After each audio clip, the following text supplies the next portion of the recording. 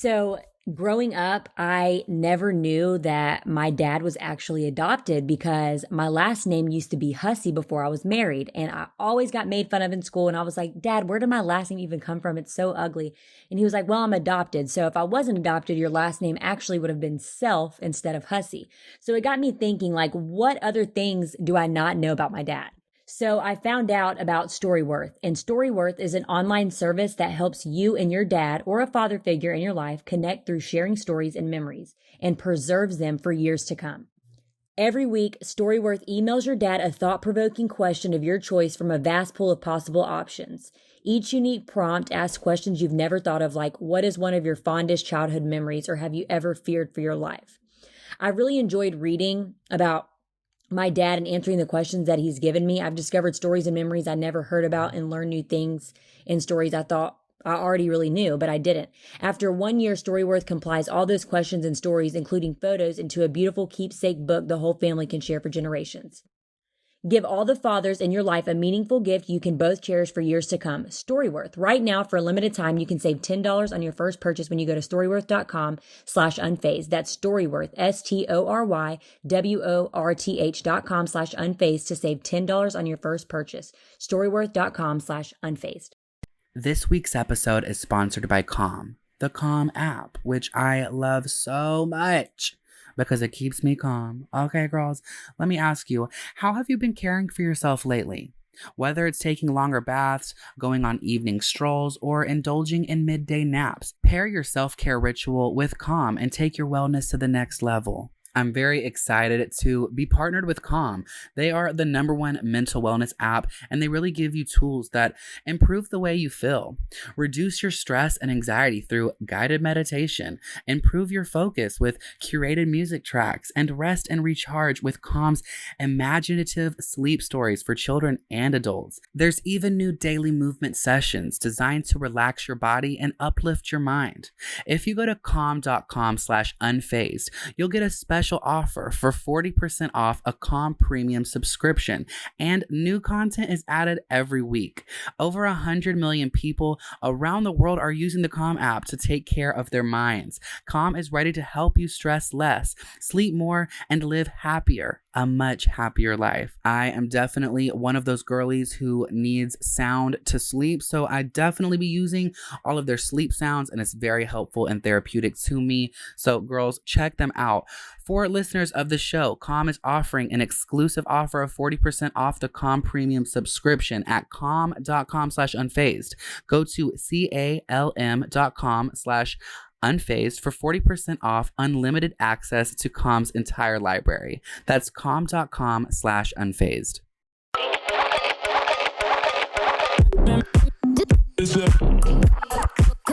Hey girls, welcome back to Unfazed and Unbothered. I'm Camo, your host. This is another solo episode. My apologies. I know last week I promised you girls that Tasia would be here today with lots of juice from her New York trip.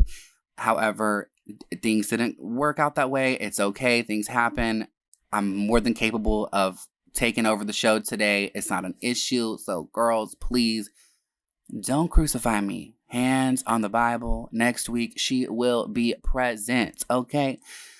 Anyways, so it's Pride Month. And because it's Pride Month and I am a queer individual, I wanted to give you girls a Pride episode. All things Pride. My experience A through Z, start to finish, where I started to where I'm at now, what it's like as a queer person, and everything in between. This will be a cute and gorgeous interactive episode because on Instagram, I did have you girls submit me any queer related questions, your experiences, your coming out experiences, good and bad, situations you've been in because of your gender identity or sexuality, all things queer. Okay.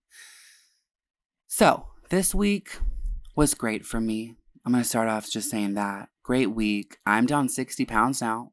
Cute and gorgeous. The pounds just keep dropping, girl.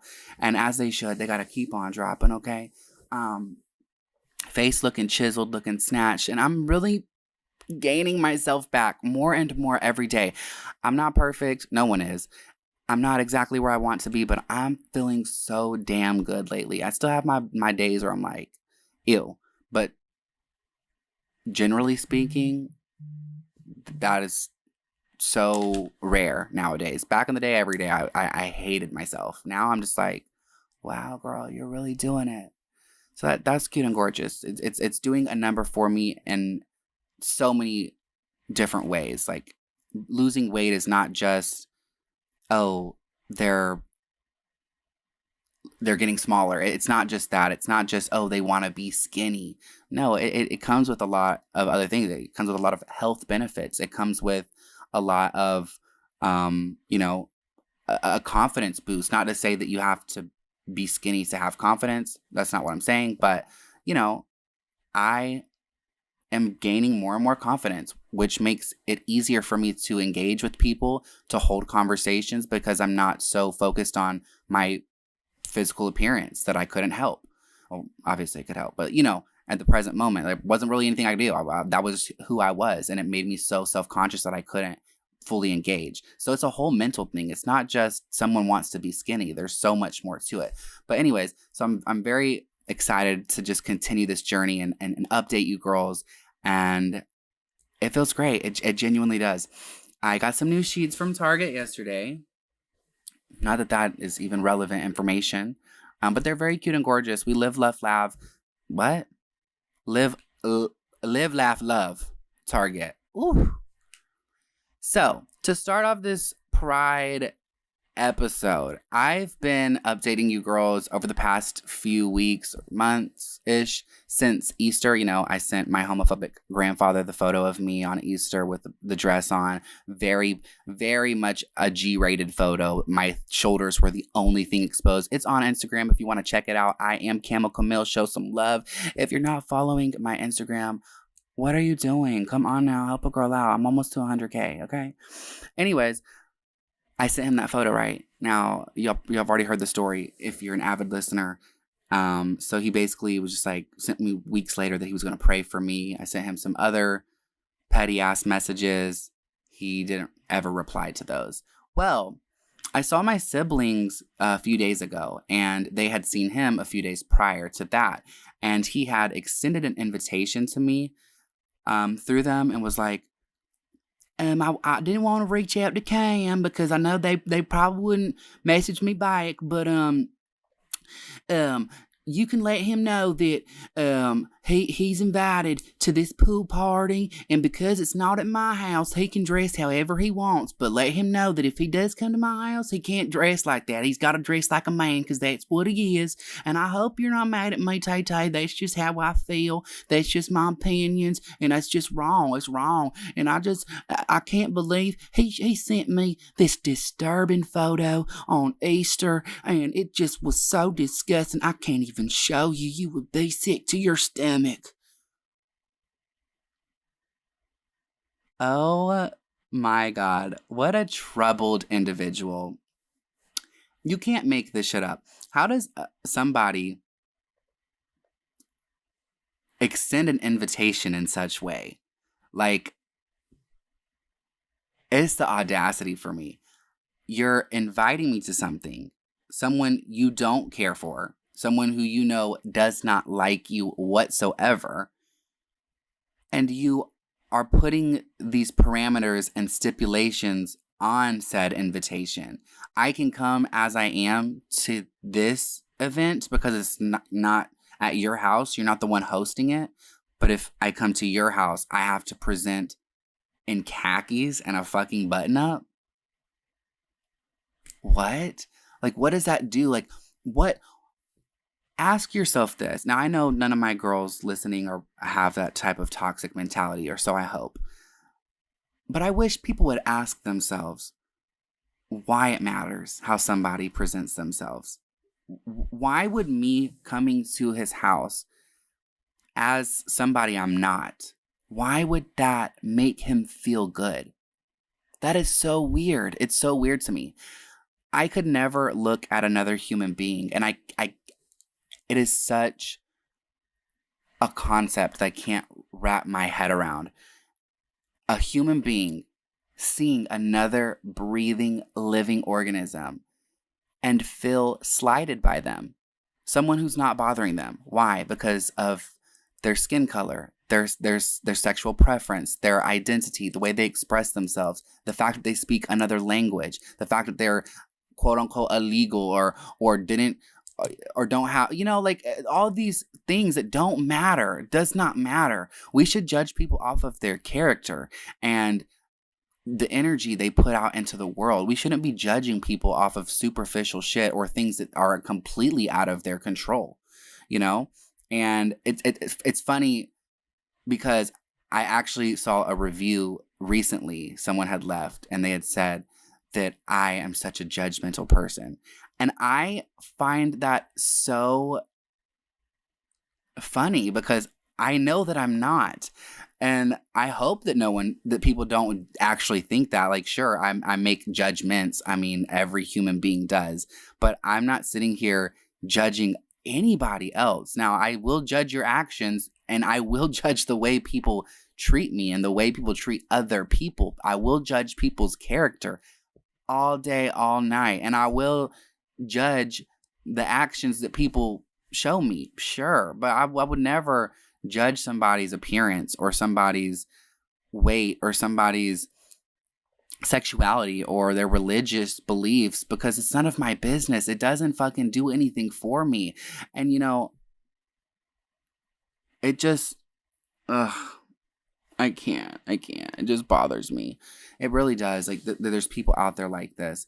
But anyway, so needless to say, I messaged him again yesterday, as Tasia would say. I chose violence. I did. I woke up and I chose motherfucking violence.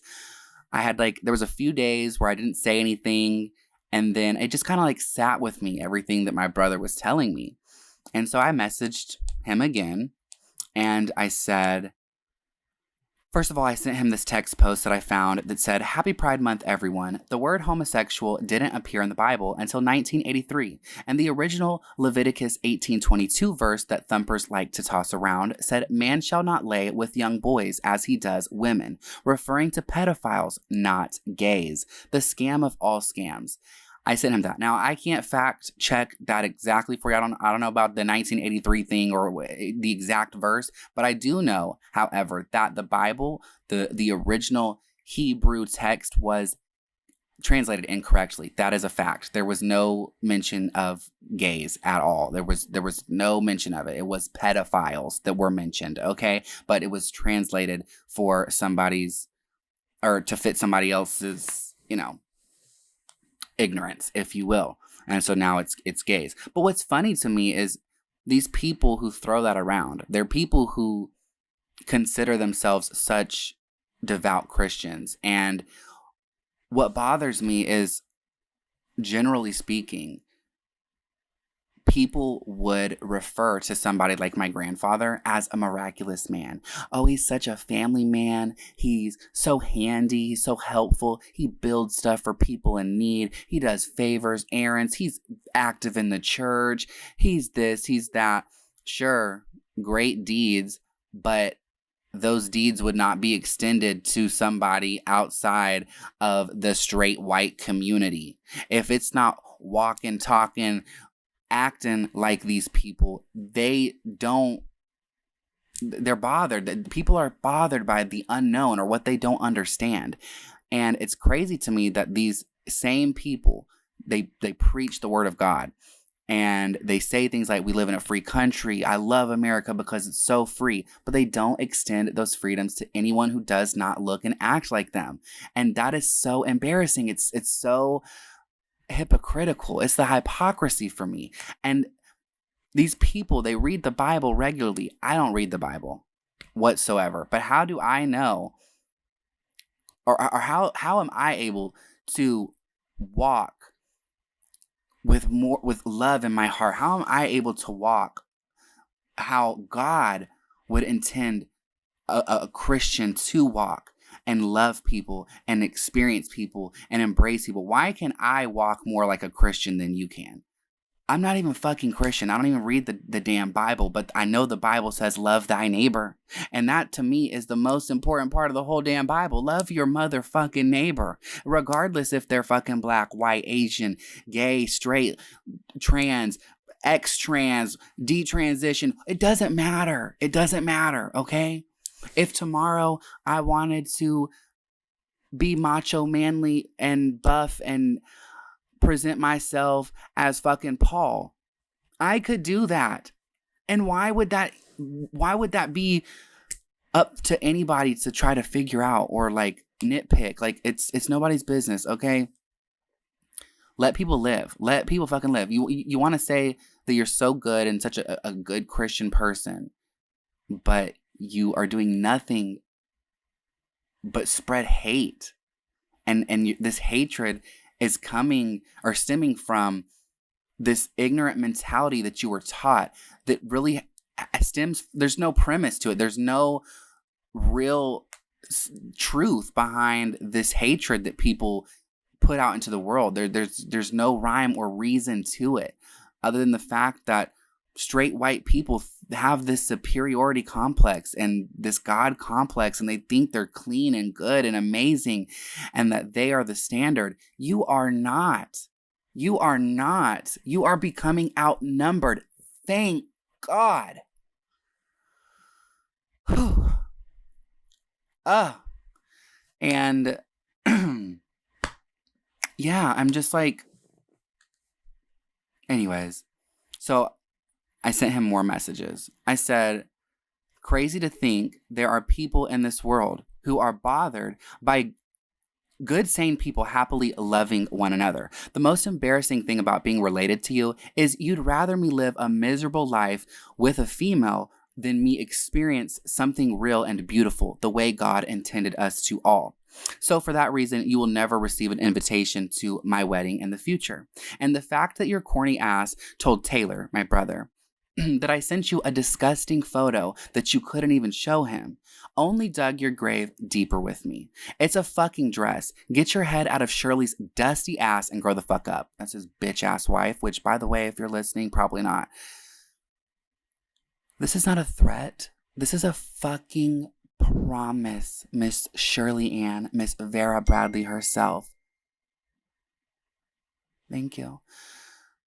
If you ever look at my pure, innocent, sweet, loving, incredible sister, innocent, sweet little Jasmine, if you ever look at her in your entire life again, like she's an abomination, or that there's something wrong with her, or like she doesn't fit in, or whatever, why you're looking at her that way, bitch, let me tell you, you will be scalped next time I fucking see you, bitch. Not a threat, a motherfucking promise, okay?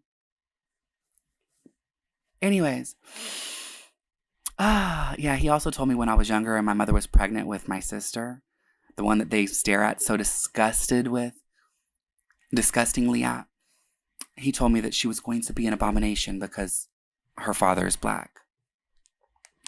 That never left my mind. It never left my mind. And they look at my sister and I like we're specimens. Shirley's always in the corner looking at my sister like she's a fucking science project. And I'm disgusted by it. That disgusts me. And what bothers me is that me saying things like this or feeling upset or feeling emotions towards people's actions and towards people acting like this makes me the bad guy. Like, make that make sense. Why am I the nasty person? I wouldn't have these reactions. I wouldn't have this callous vibe to me, if you will, if it wasn't for the treatment that me and my people receive. Like, what? And like, I don't just go around bitter and mean, but like, if you're mean and hateful, I don't have to spare you your feelings. I don't have to turn the other cheek. I don't have to walk away. I don't have to be the bigger person. And I'm not going to be. I will hurt your feelings. And if that makes me the problem, what does that make them? A bigger problem. Because there would be no problem if the problem didn't fucking be a problem. Okay? 1 + 1 = 2, bitch. Acting like I sent you my sex tape You're the most embarrassing, dramatic, self-righteous people I know. My children will never learn to hate and be so goddamn ignorant as you two are. Then, because apparently my dress photo was just so disgusting, I thought this one might give him a heart attack. So I did send him a photo of me in a bathing suit the other day. It's on Instagram. I am Camo Camille. Go show some love. Here's a better one for you. If this offends you, me in an appropriate bathing suit, like most women wear, feeling good about myself, then there's a special place in hell for you. Then I sent him another text post that said a friendly reminder that you don't need to fully understand the nuances of gender identity to know that each individual person knows who they are better than you ever will. And that is something I try to put into words. So I'm so glad that I have this beautiful text post, because it is the argument I make all the time, especially with like my family. Like most of my family is understanding, or they try to be. They've made progress. So I'm not gonna say they're bad people by any means. But a lot of them do hold on to these expired ideas of who I was as a child. Well, you didn't always dress like this. You didn't always act like this. How do, like my Mimi, bless her heart, sweet as a peach, and she means well, and I do live with her, and I love her dearly. But even this year, a few months ago, we were talking about my relationship and my identity. And I told her I was non-binary. And she was like, well, how do you know all these things? How do you know you don't like women? Like, what if it's just a phase? A phase? I played with Barbies till I was 12. I wore this the day I came out of the closet. The next day I came to school, makeup, purse, and from then on out, I expressed myself more freely. It genuinely took me coming out of the closet to express myself the way I really wanted to. I couldn't fucking put on a dress or a crop top because, one, I lived with people that weren't buying me those things. I didn't have a job, and my family would have made comments. They wouldn't have allowed me to dress like that. Like, what do you mean? Because you took me to church on Sunday in chaps and khakis, that's how you thought I was going to dress my entire life? You thought you were going to groom me into this good young man? That's not who I am. That's not who I am. And they get stuck on that. I'm like, well, I know who you are better than you think you do. How? Let me quiz you. Let me ask you a few questions about me. You'll get every single one of them wrong. How do you figure you know me? Because you raised me? I was so quiet. What? Anyways, so I sent him that. Also sent him one other, text post thing. It was like a picture of these gays at a pride rally, and they're just minding their own business, being cute and gorgeous. And then there's a bigot with a MAGA hat on, a bunch of Trump stickers. I'm like, maybe I'd respect them if they didn't make it their whole personality, as if Confederacy and gun control and not gun control, but guns and bigotry isn't your entire identity and personality. One is their identity is them being themselves and trying to love one another and preach love, and yours is being hateful because you think that we're wrong and disgusting and an abomination. Why do you feel that way? From false information. Grow the fuck up. Do your fucking research. God damn, y'all are fucking dumb as shit. So yeah, that was that story. Now that we're 20 minutes in and I feel like I still haven't even got to the juice, I'm going to go on a break. But when I come back, we're going to dive right into my full experience. And get ready, girls. So growing up, obviously, I didn't know a lot about my dad. But as I got older, I started finding out all these things about my dad that I didn't know. And I thought it was so cool and interesting. And so I found out about Storyworth. And it's actually an online service that helps you and your dad or a father figure in your life connect through sharing stories and memories and preserves them for years to come. So every week, Storyworth emails your dad a thought-provoking question of your choice from a vast pool of possible options. And each unique prompt asks questions you've never thought of, like, what is your fondest childhood memories? Where are you from? Etc. Have you ever feared for your life? I really enjoyed sending my dad answers to those questions. I've discovered stories and memories I never heard about and learned new things about stories that I thought I honestly already knew, but I didn't. So after 1 year of using Storyworth, Storyworth compiles all those questions and stories, including photos, into a beautiful keepsake book the whole family can share for generations. And I am a fan of sentimental things, and so I really, really enjoy this. So give all the fathers in your life a meaningful gift you can both cherish for years to come. Storyworth. Right now, for a limited time, you can save $10 on your first purchase when you go to storyworth.com/unfazed. That's STORYWORTH, storyworth.com/unfazed to save $10 on your first purchase. Storyworth.com/unfazed. This week's episode is sponsored by Calm, the Calm app. Every day we hear about how our morning rituals can change our day, but have you thought about your evening rituals? Allowing ourselves a transitional time to wind down from both our devices and our minds, it'll really help our racing thoughts, and it'll help you fall into a more naturally deeper sleep. You know what I'm saying? Power your day by powering off at night. I'm very excited to be partnered with Calm. They are the #1 mental wellness app, and they really give you tools that improve the way you feel. Reduce your stress and anxiety through guided meditation, improve your focus with curated music tracks, and rest and recharge with Calm's imaginative sleep stories for children and adults. There's even new daily movement sessions designed to relax your body and uplift your mind. If you go to calm.com/unfazed, you'll get a special offer for 40% off a Calm premium subscription, and new content is added every week. Over 100 million people around the world are using the Calm app to take care of their minds. Calm is ready to help you stress less, sleep more, and live happier, a much happier life. I am definitely one of those girlies who needs sound to sleep, so I definitely be using all of their sleep sounds, and it's very helpful and therapeutic to me. So girls, check them out. For listeners of the show, Calm is offering an exclusive offer of 40% off the Calm premium subscription at calm.com/unfazed. Go to calm.com/unfazed for 40% off unlimited access to Calm's entire library. That's calm.com/unfazed.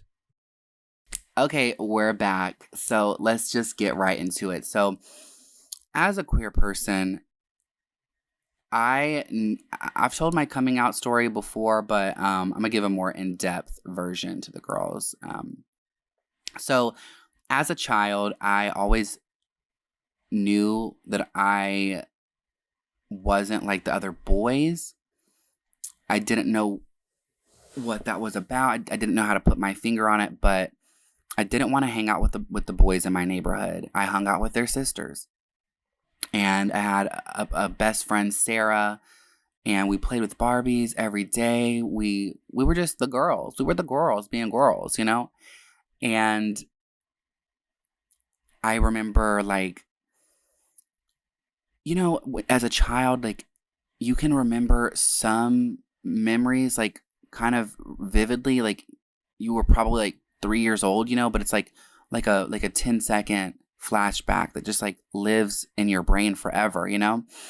And I do remember telling my mother when I was like 3, sitting in her lap, like I can see my whole living room. I remember telling her that I was going to marry her, and she was like, "You can't marry me, I'm your mom." And I said that I'm going to marry a boy. She didn't question it. And I remember in first grade, my best friend, Andy, the school year was coming to an end, and we were saying our goodbyes, and he kissed me. And I had been kissed by girls before. I had a girlfriend in kindergarten. You know, I was, let me say this. Let me just add this. Oh, God damn. My mother, she always worked in daycares growing up, and she worked at this one daycare, and she would take me there.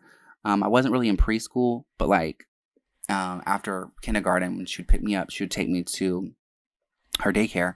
And I remember this one girl, Mary Jane, ironically, that was literally her name. Me and her were like showing each other our parts, you know, like I don't know what happened, like why I was like sexual as a child, like why I was so interested and I would always draw naked people. But anyways, that's so irrelevant to any of this. Point being made, I had experiences with women and the coochie, saw it, touched it, kissed a girl in kindergarten, whatnot. First grade, Andy kisses me, and I liked it, and it was different. And I was like, why did that kiss not feel like when Demi kissed me, my girlfriend? Or, you know, why did I light up like a Christmas tree, bitch? And so, you know, then the journey began for me. of trying to understand where those feelings were coming from and what it meant. And over time, I noticed in even like elementary school, but I remember vivid experiences in middle school of me looking around the classroom and like playing duck, duck, goose in my head pretty much with all my classmates. And I didn't deal with the girls, it was the boys. And I would look at them and be like, ugly, ugly, ew, couldn't stand a chance. Ooh, I wonder what he's got in his pants. Like, I would play duck, duck, goose with these bitches in my head about who I wanted to fuck. Or who I wanted to, not necessarily fuck, because back then I wasn't doing all that, but who I had interest in, who I thought was cute and gorgeous, if you will. And I remember doing that in 7th grade. I remember doing that in 6th grade. And I did that all through school. It was weird. I did that all high school too. I would look around the classroom, and in high school it turned into who I wanted to fuck around with, you know what I'm saying, bitch. But yeah, so I always knew I was different. I didn't really come to terms with what that was and what was so different about me up until, I still in middle school, even though I was having those thoughts, I still dated girls. I dated quite a bit of girls in elementary through middle school and my freshman year of high school and 10th grade. But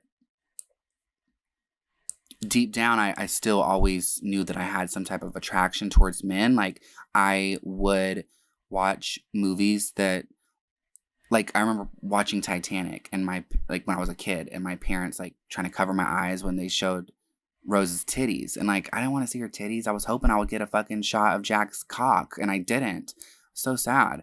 But I was always looking at the men and the male biology. I wasn't ever interested in, like, I got 2 eyes. Women, they're beautiful. They got curves, curvilicious, delicious titties. I love them. They sit pretty and cute and gorgeous, but it just doesn't get my rocks off, you know? Like, I would maybe grab a titty or two, but I'm not trying to put my dick in you, or I'm not trying to get pegged by you either, mama. But anyway, so I knew there was something different. I hadn't fully came to terms with it. Like, I went through this, like, period in my brain where I was still dating girls, and I started to realize I was watching gay porn in 7th grade. So one of my friends actually put me on to gay porn. And we would fucking watch it on my PSP. Y'all remember PSPs? Yeah, that's where it started. The PSP in the cul-de-sac. My homeboy put me on to gay porn, and I was excited boots. That's not to say that that's what made me gay, because like I said, I already had all those gay thoughts and experiences prior. So after around that period of time, I had this mentality for several years that I would never date a guy. Ew. But I would maybe mess with one. And I convinced myself fully that that was a logical idea, and that was okay, and that, like, that wouldn't make me gay, and that, I could date girls, but maybe have like a sexual experience with a man here and there. Maybe, no, what? That's not logical. So I was really fooling myself. I was still, it was still obvious that I was trying to conform, and still was eager for society's approval of who I was. Very toxic and very sad that, we live in a world where, well, now that's not the case now. Like, we're getting more and more representation out there, and there's, shows and movies and books and all this pride stuff everywhere. But growing up, I didn't really have that representation, and so I didn't know what it meant to be myself, and I just knew I was different. And like, it sucks that we didn't live in a society prior where identity was taught to us at a young age. Instead, it was like, this is how you should be, this is how you should look, this is how you should act, because you were born this way. And now we're obviously getting more open and understanding of people and our differences, and that's great and all, but like, growing up, I didn't have that. We didn't have that, and there's still a lot more progress that needs to be made. But so I was still very much trying to be this person that I wasn't. And I remember sitting at Woody's. I think it's called Woody's. It's in Atlanta. This is just how my brain works. I remember specifics. I remember sitting in there eating with my aunt and uncle. Now, mind you, my uncle has came around to the whole thing, but like growing up, it genuinely, whether he intended this or not,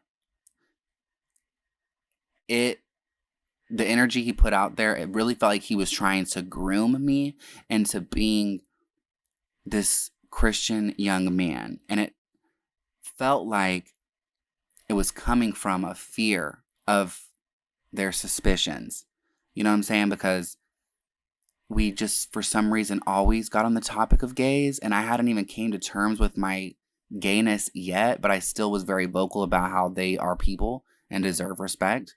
And we always kind of would get into conflicts about, like, you know, if for instance, like if we saw gay people out in public, he would say like, why can't they keep that to themselves? Like, or like, you know, so I picked up on that stuff, and then it would turn into comments like, then now that's not right. You know, you gotta, the Bible says this, or we gotta do this. It's wrong. That's sin. That's desire. We gotta rebuke that. Just know, like, that's not okay. There's consequences to that. And so really, it felt like he was trying to groom me into being somebody I wasn't. But I remember sitting at that Woody's in Atlanta, right next to fucking Piedmont Park. And I'm sitting there, and simultaneously, I had a newspaper in front of me, and one of the headlines was something about gay rights or something to do with gays. And I look over, and I see outside of the window a gay couple holding hands. And I remember him looking at me, watch the gays, and also have the fucking gay news article in front of me. And I remember he like took the newspaper and like made a comment about the couple across the street. And it was very obvious that he was scared that I was, you know, but even him, like, he's came around after years. Like, one time it meant a lot to me, honestly. Like, years later, he came to me and was like, you'd be proud of me in Wednesday service. I stuck up for gay people and blah, blah, beep, beep, bop. So, like, you know, cool. There's progress to be made. And it's people do it. But I'm all over the place now. Lost my train of thought. I am all over the place. I was still trying to like play up this person for everybody's comfortability, you know? And so fast forward to 9th grade, I did unfortunately I lost my virginity. I've told this story on the podcast before. I lost my virginity at 14 to a much, much older man who took advantage of me. It is a trauma, a trigger of mine that I still deal with to this day. While I did consent, I was 14. He was well over 40 years old. He knew what he was doing. You know better. That's on that. But I did have that experience. And then after that, although that experience was disgusting, and I didn't enjoy that experience, it did kind of break the ice for me and my sexuality. And so I did mess around with like a few other guys. And I still was like convinced that I was straight. I still was like, oh, I can date girls. And I dated another girl after that. We messed around, whatever. And it just wasn't giving what it needed to give. So then I stopped messing around with people, period, for a long time. It kind of like, I was triggered, if you will. And I was trying to rebuke my sexuality. I didn't want to be gay. I was disgusted because my family and people and the media all made me feel like I was an abomination and gross. And so I was really trying to like put that behind me and really straighten up my act, if you will. And it wasn't until, was it my senior year? I think I started fooling around with my brother's best friend, and I ultimately fell in love with his stupid ass and wrote so many songs about him for a that went on for almost 10 years. There was a lot of in between down periods of like 2-3 year periods, but still very much. Anyways, but I started messing around with him, and that was like the first sexual experience that I really enjoyed and was like, I like this. Like, this is what I want for myself. This is what feels good. And yeah, my brother and my brother's other best friend, they didn't like physically see us in the act, but they knew what was going on. I mean, there was babies on my face, if you will. My hair was all over the place. We were out of breath. Came to the door all sketch looking. Like, it was very obvious. And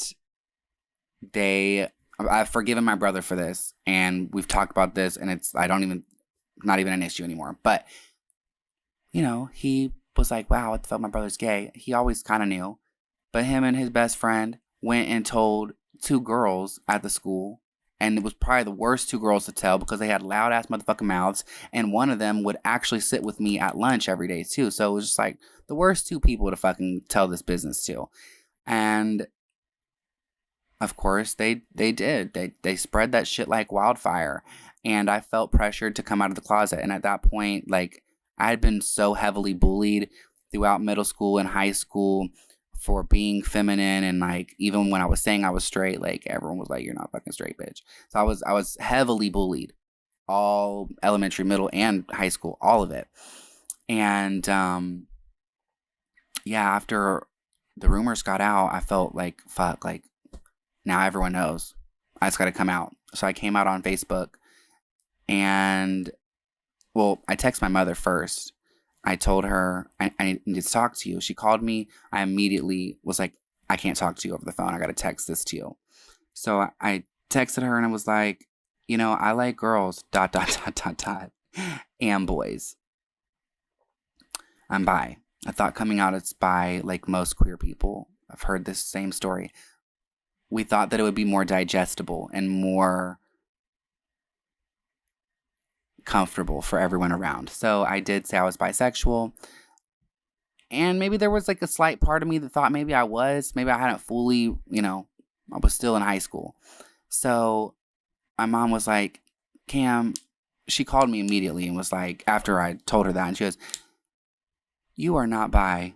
You are gay as hell. You are gay as they come. You are my son, and I know you all too well.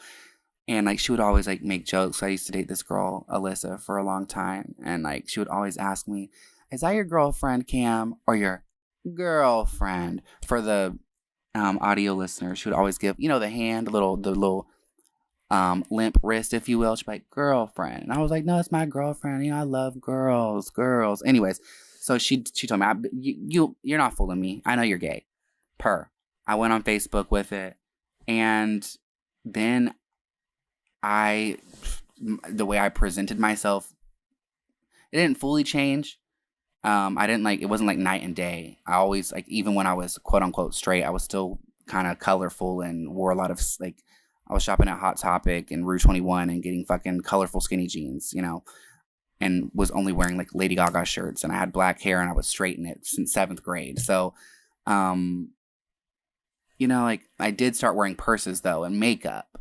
And I started like buying like vintage clothing that was like women's, but it looked like it could be unisex, so I could still like use the argument, this isn't a women's. But anyway, so it was like it's been like, there's been so many chapters, so many developments as a queer person, so many like mental downloads and tears to my identity, if you will.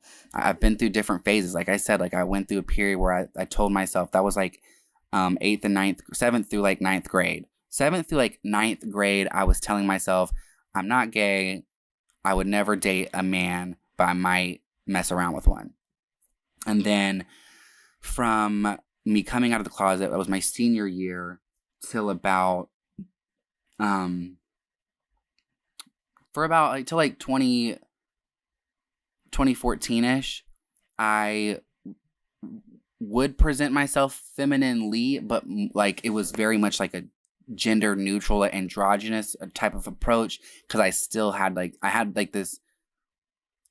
I don't know if it's pride or what it was like to me. Why, like, I guess like the idea of somebody being like, you're wearing women's clothing bothered me, so I would like find things that looked like they could be men's.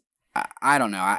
It was weird. It was a weird mindset that I went through. A weird period of time, like when people would call me out for wearing a purse, I'd be like, it's not a purse, it's a man bag. Weird. I don't know why I was acting like that. But then I kind of got over that, and around what was it, 2015ish, I started wearing crop tops and like actual women's clothing, not just like women's clothing from the women's section that looks a little mask, but like straight up women's clothing. Like I was wearing leggings and fishnets, and I was wearing crop tops, and occasionally I'd wear some panties. And yeah, then I really started wearing makeup, and that I still was not like, I hadn't really experimented with like heels and like crazy glam and like all these other accessories. Like it was still like, it was like a pretty boy, if you will. Like that was kind of like how I referred to myself, was as a pretty boy. And then over the past like 4 or 5 years, I've really let go of all that. And I fully, it's 3:36 right now, 3:36 p.m., 36 per. I've just given up on that, and I don't think about other people's opinions. I don't think about how putting this on my body is going to affect other people. I just do it. And I wear dresses now. I wear women's clothing. Like my entire outfit is entirely women's clothing 9 times out of 10. I don't really have any male pieces in my wardrobe anymore. So it's interesting to see my journey, and like to look back in hindsight and to revisit the different eras that were camo. My computer battery's about to die. That is homophobic. Almost ruining this episode. Oh my god. But, you know, it's not easy being a queer person by any means. Like, I have a lot of scary situations that I've been in. This episode's going to be a long one. You girls have been asking for long episodes, so I hope you're happy. I have been in a lot of scary situations because I'm a queer person, and I have a lot of friends who have as well. And like, you know, coming to terms with my differences, I remember being in, I think it was 8th grade when I met one of my close girlfriends. She's now transitioned, but back then, prior to her transition, I saw a lot of myself in her. She was very silly and very flamboyant, and I gravitated towards her. And we were 2 peas in a pod. We were inseparable for many years. And we're still very good sisters. I'm going to see them after this episode, actually. Hey, Sister Jasmine. Thanks for tuning in every week. Live, laugh, love you, girl. But prior to her transition, anyways, you know, we were the only real gays at our school. And even though we weren't really out of the closet per se, I think they were. I'm not really sure. I was not, and I hadn't even came to terms yet with my sexuality, but I did know that I felt safe with them. And so, needless to say, people already thought I was gay. I think they were out of the closet. I'm pretty sure.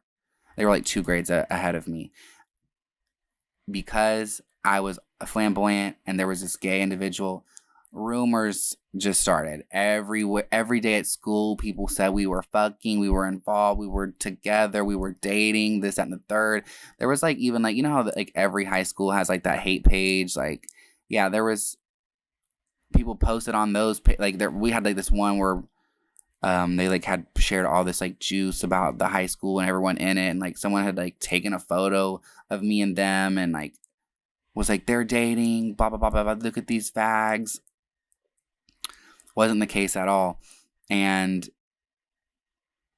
I don't know, like, it's really hard. So I've always tried to like stick with, other queer people. And so I felt safe with that, with Sister Jasmine. And they were a big part of me coming to terms with my sexuality. But, I've experienced a lot of hate throughout school. I've seen them receive a lot of hate throughout school. We received a lot of hate together throughout school. And it never made any sense. It didn't, because we never did anything to anybody. Now, we became easy targets, and, we were giving people reactions, so they kept fucking with us. And it is true. Like, if people bother you because you're giving them energy, or you're, like, we were reacting, we were responding. Had I just turned the other cheek, they probably wouldn't have went as hard as they did sometimes. But I guess, like, they got a chuckle out of us, like, fighting back with them. And, yeah, I need to go on a break. This week's episode is sponsored by Dipsy.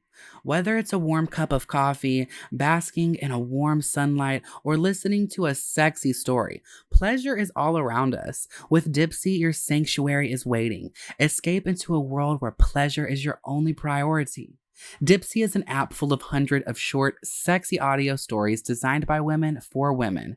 They bring scenarios to life with immersive soundscapes and characters, no matter who you're into or what turns you on. Find stories about that intriguing coworker with a British accent or hooking up with your hot yoga instructor. They even have stories designed specifically for your zodiac sign. New content is released every week, so in between listening to your favorite stories again and again and again, because you will in fact be binging and re-binging, you can always find something new to explore. Dipsy has stories to help you sleep, they have wellness sessions, and now they even have written stories. It's your go-to place to spice up your me time, explore your fantasies, or heat things up with your partner. Who knows? For listeners of the show, Dipsy is offering an extended 30-day free trial when you go to dipsystories.com/unfazed. That's 30 days of full access for free when you go to DIPSEA stories.com/unfazed. dipsystories.com/unfazed. Sorry, girls. I was going way over break time. So anyways, lots of experiences, good and bad, being a queer person. But, we are targets, and it's not easy navigating sometimes. I mean, everywhere I go, people are breaking their necks, trying to figure me out, is that a man? Is that a woman? Look at them. Like, I always have people,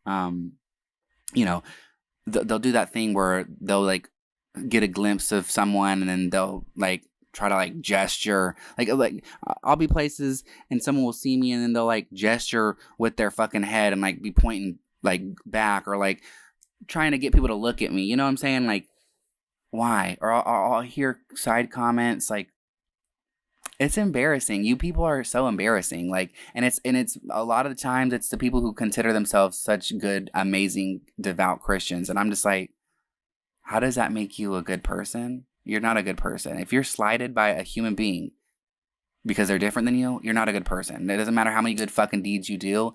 If another human being bothers you simply being themselves, you are a bad person, period.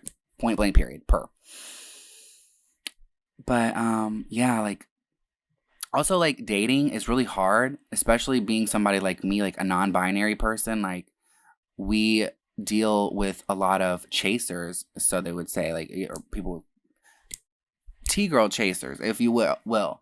There's a lot of them out there. There's a lot of guys who sexualize people like myself and other trans girls. Like, I'm non-binary, so I'm not like, I'm not transitioning per se, but post, pre, whatever, trans people, non-binary people, they get fetishized and sexualized and disregarded. Like, there's so many chasers out there. There's so many men who I've involved myself with, and every one of my other trans friends and other people like myself and gender neutral people, we all go through the same experiences, unfortunately, where men they're into us, but it's like taboo. Like they're into us because like my experience personally has been I've never dated a gay person ever. I've never dated a guy who identified as gay. Every guy I had ever dated or been involved with for an extended period of time or had a fling or was sexual with was always straight passing, straight presenting, considered themselves straight. They would say things like, "Oh, I've never been with somebody like you. There's just something about you." Blah blah beep beep blah blah boop boop boop. No, and then they always leave for a biological woman. Chasers, y'all are the worst. Y'all are fucking scum of the earth. And it's hard. It really is hard because you have these experiences, and like these experiences are a direct reflection of something we can't help. It's a direct, like the way people treat us, our shitty dating experiences. These are all stemming from something that we can't help.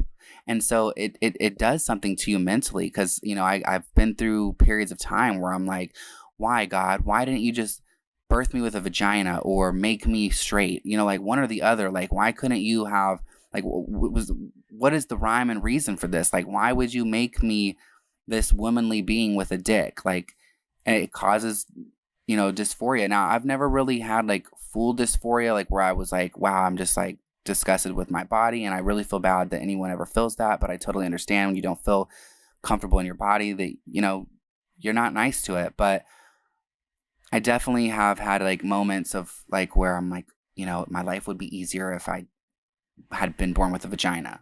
And I hate feeling like that because I don't mind having a dick. I love having a dick.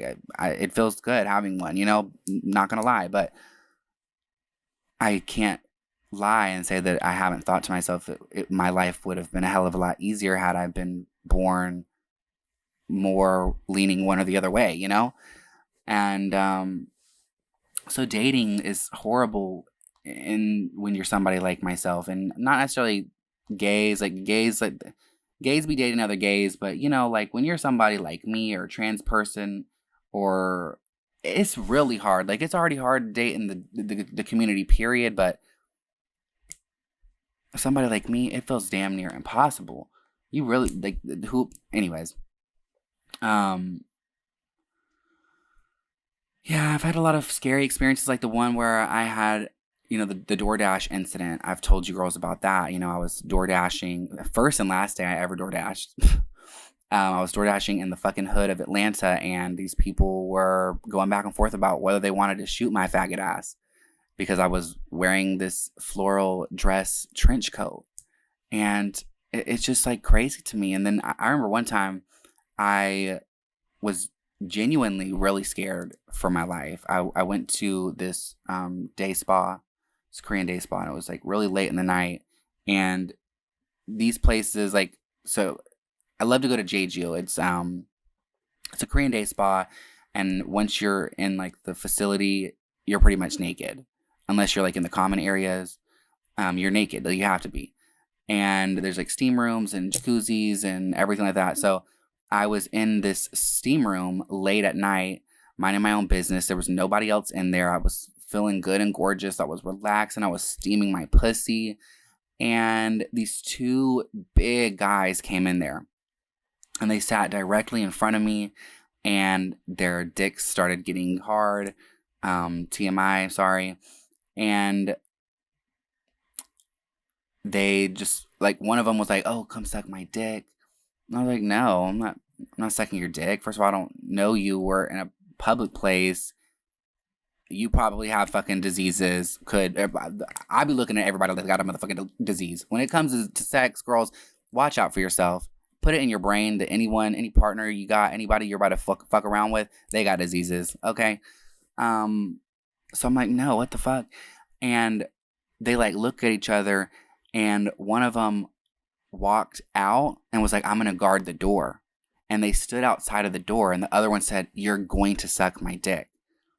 And I literally almost lost my shit. I was like, if you don't fucking get your friend out from the fucking door, I'm going to scream bloody murder. And thankfully they let me go, but they like the rest of the time they like were trying to gang up on me, and they would kept making comments, calling me a little bitch ass faggot. You sure wanted this bitch ass faggot to suck your dick?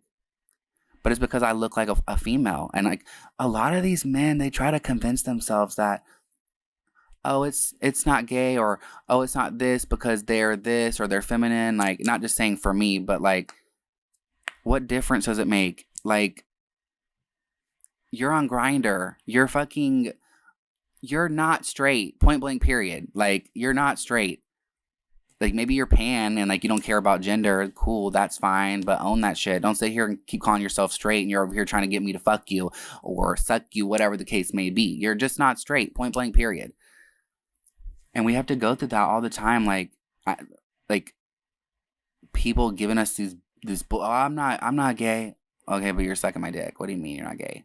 What do you mean you're not bi? What do you mean you're not pan? Like, I'm not really identifying as a man per se, but like, you're still sucking a dick. You're not straight. So yeah, lots of looks, lots of trauma, lots of trials, lots of tribulations. But I will say, as I get older and older, and as time goes, honestly, especially in 2022, I've felt more celebrated and accepted and understood more than I ever have in my entire life. And, you know, I've had a lot of instances like bathroom encounters. Like, going to the bathroom is always another issue for me. Like, where do I go? Do I go to the women's restroom? Do I go to the men's? I flip flop on that depending on how I present. Some days I'm like in a dress and lots of makeup, and I will go to the women's restroom. I'm not going in the men's restroom like that. What the fuck? But then some days I don't have any makeup on, and I'm like just like in a t-shirt and like joggers, and I will go into the men's restroom sometimes. But like the locker rooms, like anytime I would be in a locker room, like there would always be comments made. Like if I went to the gym, people would be like, "You're in the wrong locker room." But I've been going to the gym a lot. That's also a little update on me. I've been going to the gym almost every day for the past 10 days. Only missed one day. And I've been going to the locker room, and every time I walk in there, no one pays me any mind. And it's so beautiful. And I go to the gym, and if you follow me online, like I post my gym pictures on my stories. I'm always in a crop top and some leggings or women's pants, women's bottoms.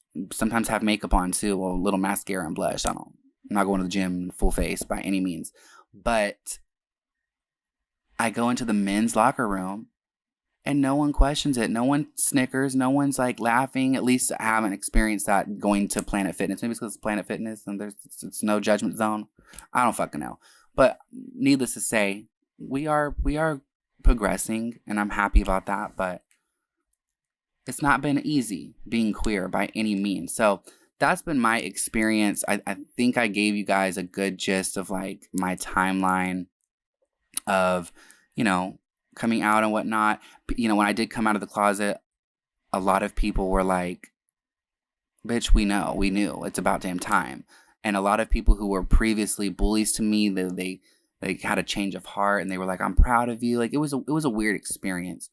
But these are all my experiences. So I'm going to go on a brief little break just so I can go through my questions on Instagram. So I'm going to look at the questions you girls submitted, and I'll be right back. Girls, I'm back. Y'all did not disappoint in my DMs. I'm seeing a lot of great questions. Sometimes like the questions are a little like redundant, and so I'm excited to answer some of these questions. Let's see. So this Hatcher_Lindsay asked 2 really good questions. Can someone come out if they've never physically been with the same sex yet? Absolutely. Like, who's to say anyone can't do anything? Like, that's the freedom you get as a human being. Just do whatever the fuck you want. Live however you fucking want. You don't have to necessarily have, I mean, because think about this. The logic of saving yourself for marriage, okay? you mentally have came to terms with the fact, potentially, I don't know if you necessarily have, but assuming by your question, a person has, maybe they've mentally came to terms with the fact that they're into the same sex or both sex, or they're pan, they don't see sex, whatever. um I hadn't had sexual experiences with men yet to know that when I was growing up, that I had liked men. I knew I had a fondness towards the male biology. So I don't think you have to necessarily have sex, because, like, imagine, like, if we really all lived in that, like, mindset of save yourself till marriage. Well, how would gay people marry? They, I mean, you know what I'm saying? Like, would there be gay people? I guess that's what the question should have been. Would there be gay people if we all lived by that? Like, and I'm sure there would still be, because I knew I was who I was, didn't fully understand it yet, and I hadn't came to terms with it yet. But, like, it still didn't change from the fact that that's deep down who I was and inevitably going to be. So no, you don't have to have like this sexual experience to be like, hey, I'm gay, I'm bi, I'm pan. Like, no, you're open to it. So that alone says to me that you're not, quote unquote, straight. And her other question was, do you think someone can just start being themselves without having to officially come out? Absolutely. Everybody's sexuality and coming out is so personal. I took the very public approach to posting it on Facebook just because I didn't want to have that conversation. Not that you even have to have those conversations, but I just felt like, boom, here it is, rip the Band-Aid off, everyone knows, per. Whereas some people never really come out of the closet per se. Like, they don't have that moment like, hey, I'm gay or I'm bi. They just date and they live life for themselves, and, like, it's not necessarily a secret. Like, they share their partner, they show their partner off in public, but they never really came out of the closet per se. Yeah. So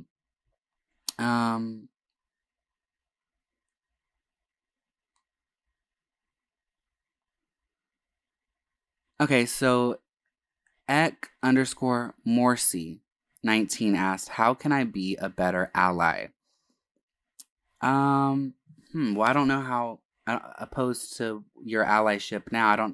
I don't know. To be the best ally, just always stick up for us. Like, Mama Tot on TikTok, love her.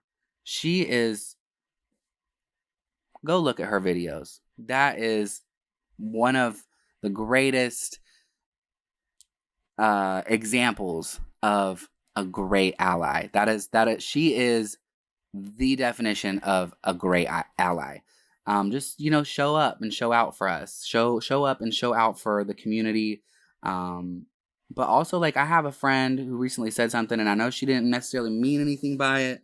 She is an ally, so to speak. And she had said something about going to, like, Pride, and she was like, oh, but I gotta let them know that I don't go that way. Don't say comments like that. Like, that's assuming that's basically, like, that mindset is you assuming that lesbians are just gonna be into you, and that, like, no, it's not the case. Like, anyways, so yeah, just look at Mama Tot. She's a great ally. She's the best ally I've seen so far.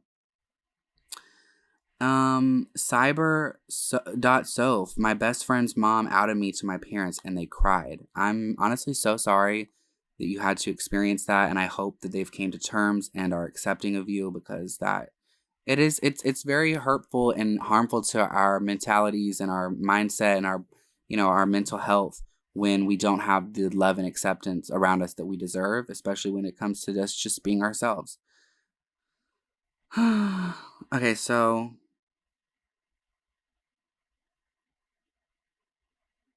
let's see. So Anna Rose _95 sent a bunch of submissions. Oh, it's one story. I am married, but recently realized I'm bisexual. I've come out to some friends, my mom, but I'm unsure if I should come out publicly. I'm not doing any three-ways with my hubby, so it's not like I'm doing anything about it, or though I wish I could explore it. Should I come out to more people? Do you think that even matters now that I'm already set with my mans? I love him so much and I wouldn't ever think of leaving him. Um, I mean, what at that point it's like, what's even the point? I mean, really, like, I don't know. It goes back to, like I was saying, like, you don't have to, like, come out. Like, no one really has to come out. And you're, like, already married and in a relationship. You don't foresee yourself leaving. So it's like, what is you telling people you're bi gonna really change about your circumstances or really do for you? Now, if it feels liberating, shoot for the stars. Like, okay, but, like, if you're not gonna go explore those sexual experiences and you're already married, like, how are you going to even tap into your bisexuality, I guess? So it's like, again, you don't have to have these experiences to know these things, but, like, is it necessary for you to come out of the closet now? I don't really think so. But if it'll make you feel liberated, then of course, by all means, do it. But I just personally, if I was in that same situation, I, you know, like for instance, like, if I was married to a man and, like, I've, had, like, an attraction to a woman, like, I wouldn't just start telling people, oh, I'm bi now, because, like, it just really wouldn't matter. Okay. Elise Bree _ did you feel scared at first putting yourself out on social media, especially TikTok? Not really. I've never really had that fear, and I know a lot of people do, but I didn't. I just did it. I just fucking did it. And I encourage everyone to just get out there and do it.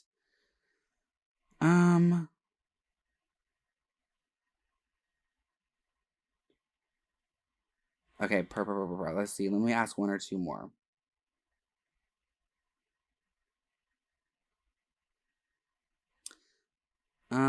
Wow, I just lost a really good one. Okay, Berlin _ Roberts. How do you come out to your dad? I don't want to mess up our relationship. I didn't come out to my dad. My mom kind of threw me under the bus. My dad brought it up to me. I remember his exact words to me were, is this a publicity stunt for school? A publicity stunt for school? This shit wasn't being fucking televised. And what? A publicity stunt? Who was I? What? No, what? I will say, my dad, he's not a bigot. My dad is very cool. My dad, he is, he would stick up for me and whatnot. But I will say, it's always been uncomfortable. I'll say that when it comes to my sexuality. He doesn't necessarily, he doesn't have any comments or have anything to say in that regard. However, I can tell that people aren't just thrilled and overjoyed that I am this person. Not to say that they're embarrassed by me or, disappointed per se, but, like, people don't ask me questions about my love life and my family. People don't ask me the same questions they ask my brother in regards to his relationships and his lifestyle. They don't ask me those questions. So, I hope for your sake that it doesn't make your relationship soiled. But yeah. Jackie _ Helene or something like that. I told my mom I was bi, and she replied, Jackie, no one's 100% straight. Your mom is right. No one is. I don't think anyone is fully straight. I think we've all had thoughts, and I think, like, the default is straight. Like, most people just assume that most people are straight, and, like, they, people naturally just are born into thinking they're straight. So, not necessarily, but you know, everyone has those thoughts. Like everybody has those thoughts, and some people explore them, some people don't, some people repress them. But no, nobody is 100% straight. I don't believe. Um, Hannah Bray 1293 tips on coming out to highly sheltered conservative families. That's a tough one because mine was very conservative, very sheltered, sheltering, and if they have unconditional love, they'll see past it and they'll accept you for who you are. But yeah, it's gonna be a tough one. It definitely is. I guess I would maybe start with like one individual, someone you feel safest with, and kind of open up to them. Be like, would you, still accept and love me if I was not straight? And kind of gauge their reaction. I mean, I hate that people don't feel comfortable to come out to their families, but I do also know that it can, impose some issues. So maybe wait till you've moved out. If you're that like worried. Light painter, interesting name. Any advice for people experimenting with their presentation and gender? Just put shit on. I started wearing skirts this year for the first time. I've always wanted to wear a skirt, but I wasn't comfortable in my body yet. But yeah, I started wearing skirts recently. I'm 27. Like it's never too late to experiment. Just put something on. I put my first dress on. I think it was 2019. I wore my first purse. I think it was 2013, 2012, 2012. It was 2012. Yeah. So, it just do it. Just put it on. Like I put the dress on and I walked out in public, and it was weird. It was weird for the first like time or two I did it because my brain was convincing me that everyone was looking at me because I was in a dress, and really wasn't the case. Sure, there were people, of course, but it really wasn't as scary as I made it seem. I think we put a lot of pressure on things that there doesn't need to be pressure on. So just do it. Just do it. Shmoney Baby asks, how do I respectfully ask someone what their sexuality is? So, okay, so I'm assuming that you're into this person. If you're not, like, leave it alone. It doesn't really matter. Let them open up if they want, or find a gentle way to bring up sexuality or something. Maybe let them in on your life. But yeah, I'm a little this, are you, at all? But if you're like trying to date someone or you're like into them romantically, I think it's safe to assume everyone's a little bisexual or a little gay or a little queer. So like,